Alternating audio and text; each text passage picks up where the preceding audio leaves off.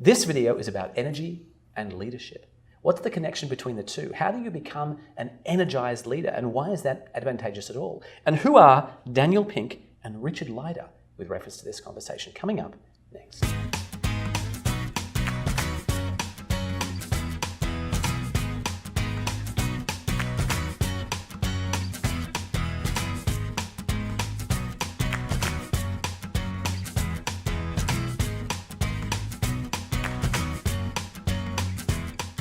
Laura, lovely to speak to you. Great. We have some mystery coming up in this video. I don't know who these people are, but before I ask, talk to me about the connection between energy and leadership, i.e., is high energy, low energy, good energy, and is there a connection between that and leadership? Yeah, so this research that I was able to partake in helped me understand the connection is palpable around people who have good energy. And I mean specifically paying attention to what things bring energy and what things take away from energy of people around you and for yourself.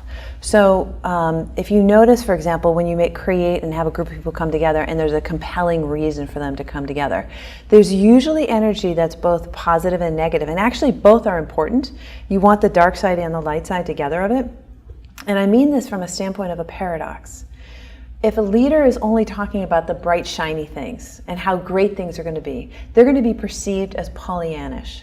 Whereas they only talk about the gloom and doom, they're going to be seen as depressing and people would want to run the other way. Right.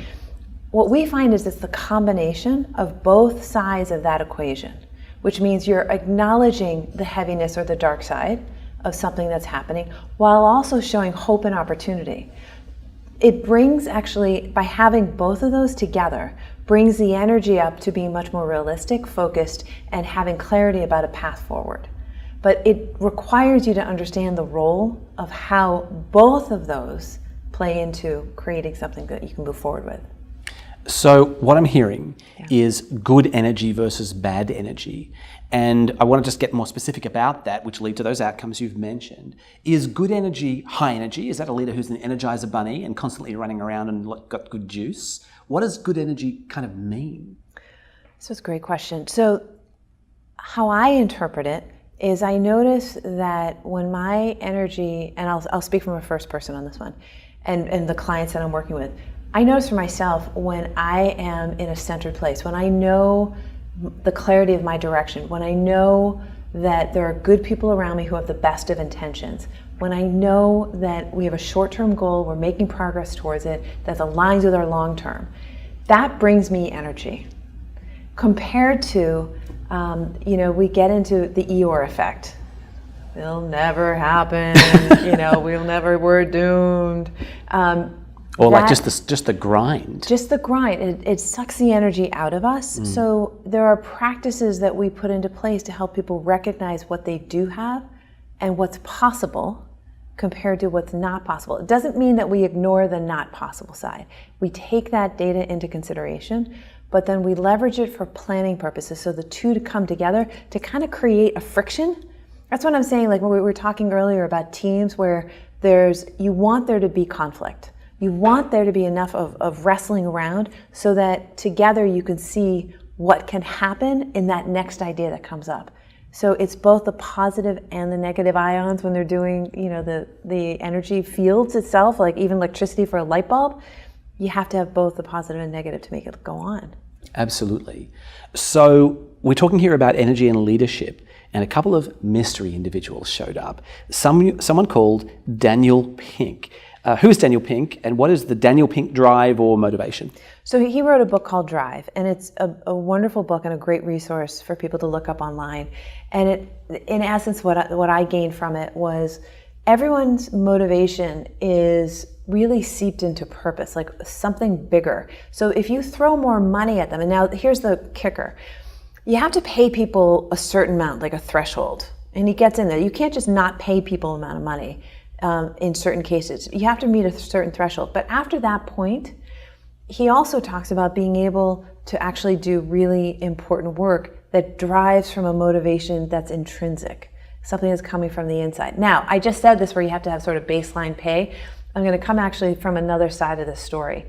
There's a great example with Encarta, which was a Microsoft I remember that. Yes. And then there was another one, another online encyclopedia that we can think about online, which is... Wikipedia? Yeah. Yeah. And looking at, one is free open source. The other was hundreds of thousands of dollars, if not millions, that were invested in. I'm sure. We know that where that story went away and what rose. That was because people wanted to have really good data out there. They wanted things to know the facts about things. And have it being open source allowed for people to step in just because they were wanting it to happen that way. So there's a balance there as well. Yes. Our other mystery guest is someone called Richard Leider. Yeah. Something to do with purpose, the power of purpose. Yes. So Richard has done some great work over the years with understanding how purpose plays into the wellness and health and goodness of someone's life.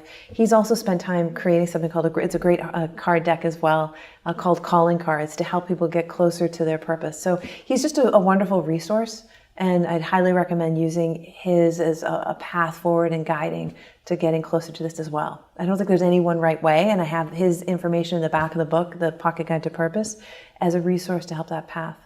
All right, cool. Last question for you. You know I like to be practical. Yes. And let's say that it is advantageous to be not that you have a lot of energy, but a leader with good energy, based on the definition that you mentioned.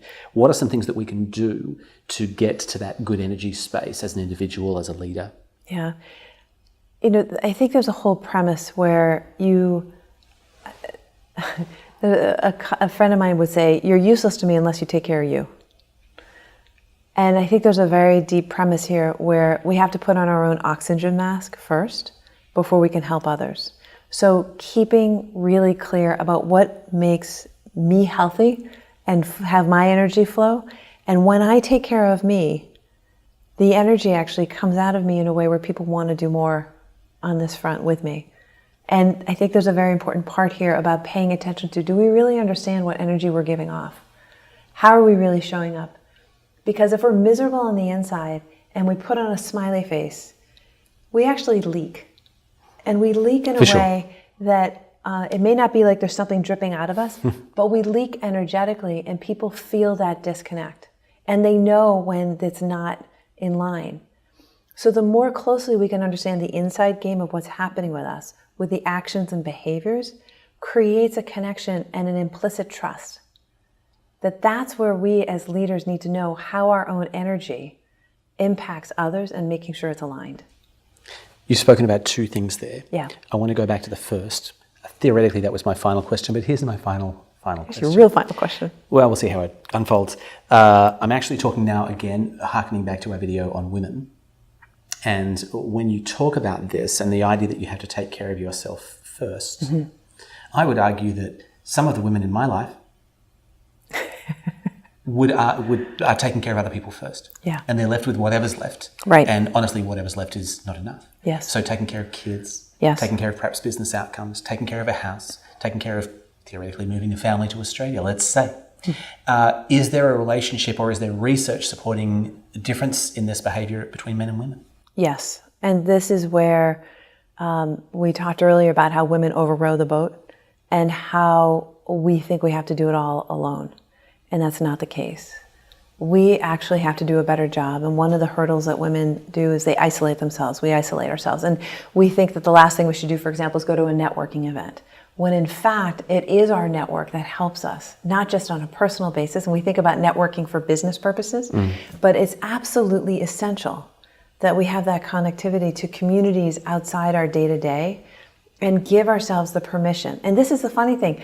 Most of the time, there's no one else who's saying, don't go to that. It's us who's doing it to ourselves because we think we have to be doing it in a certain way. And it's our own limiting beliefs in that way. So go find your own version of go play golf. There you go. Yeah. Thank you so much for your insight here. Thanks. For those of you who'd like to find out more, please visit us online at purposestone.com. Also, feel free to like this video, share this video if you have any questions in the comments section below, and of course, subscribe to our YouTube channel.